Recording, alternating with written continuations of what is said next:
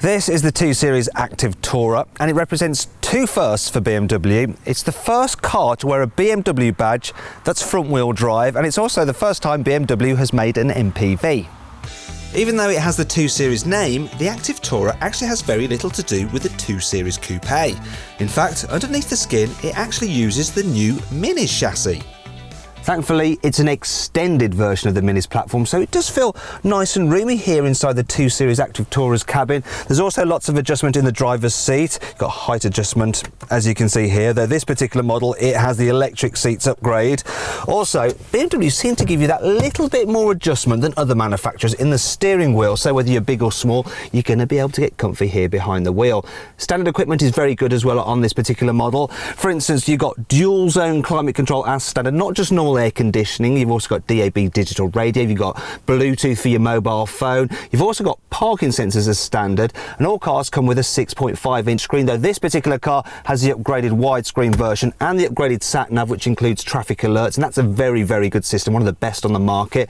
You probably notice if you look up here, it's got the optional panoramic sunroof, and that stretches all the way to the back, makes the cabin feel nice and roomy, especially for the kids there in the back, and they'll love that. BMW does fabulous interiors, and this one is no exception. The design is impeccable and all the surfaces in your direct line of sight look and feel high quality. The 2 Series Active Tourer may be designed for families, but it's still suitably posh.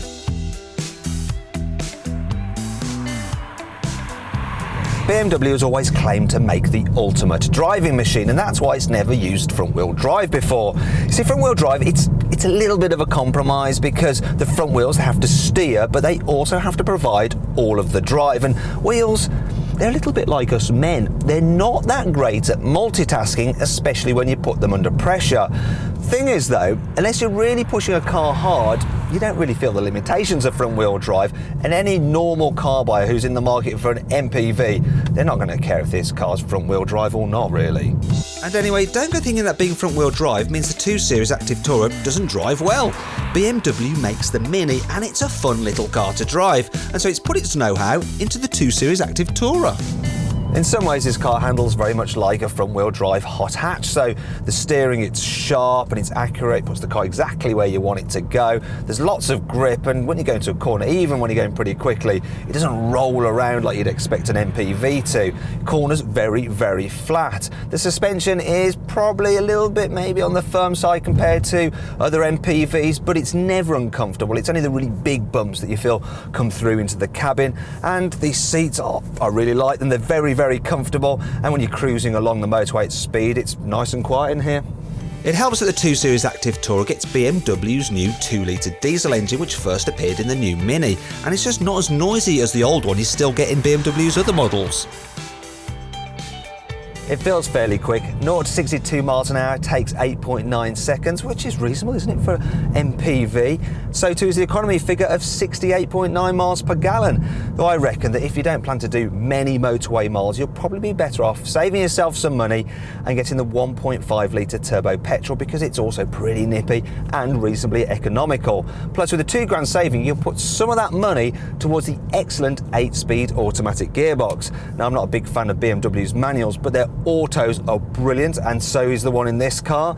Another thing you can put some of that saving towards is the adaptive dampers. That alters the stiffness of the suspension between two modes, comfort or sport, when you press this button down here. Also, when you press this button on all the cars, it alters the sharpness of the throttle response and the weight of the steering. It's just that when you have in sports mode, the steering just feels unnaturally heavy, and I don't really like it like that. Another problem that I have with the car is the blind spots. You get a bit of a blind spot by this large pillar here, and if you look over your shoulder, say when you're trying to park or maneuver, there's another big blind spot at the back, and that is probably why BMW has decided to give you some parking sensors as standard.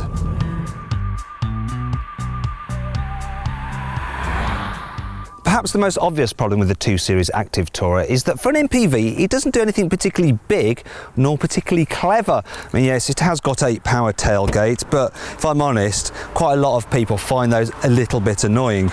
The issue is that the boot isn't actually that large. A Citroen C4 Picasso's is way bigger than this, and if I just remove these suitcases, You can see that, yes, there is some extra storage under there if you want. You can actually remove this panel, but then you have to leave it at home, which is a bit annoying.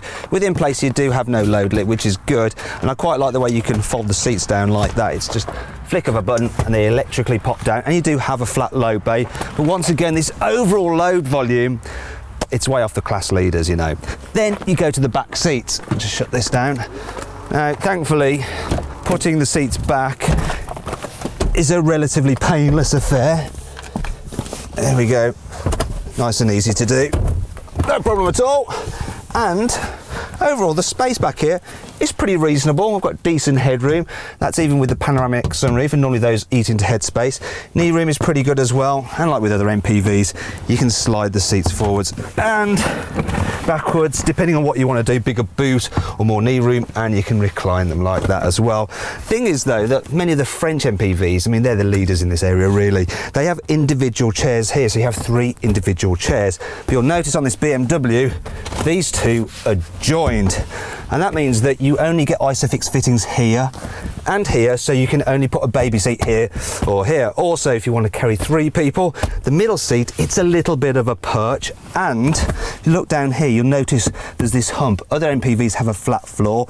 The reason you've got a hump there is because this particular car will be available with all-wheel drive, and you need somewhere to send the drive shaft through to the back wheels. It's the same story with storage. There are sufficient cubbies for a hatchback, but the glove box and centre cubby is a little bit small for what you'd expect on an MPV, and there are no other clever storage areas like you get with a Volkswagen Golf Plus. Finally, there's the fact that you don't actually sit up all that high in the 2 Series Active Tourer, and that is one of the few things that people do actually like about driving around in an MPV. But then I reckon you shouldn't think of this car as being an MPV, think of it more as a posh family hatchback. Then it actually makes quite a lot of sense. Obviously you've got that ultra desirable BMW badge, but if you'd rather have a Mercedes badge, you can watch our review of the Mercedes B-Class by clicking up here. Click down there to watch our review of the Citroën C4 Picasso, down here to watch our very latest video review, and up there on our logo to subscribe to our channel.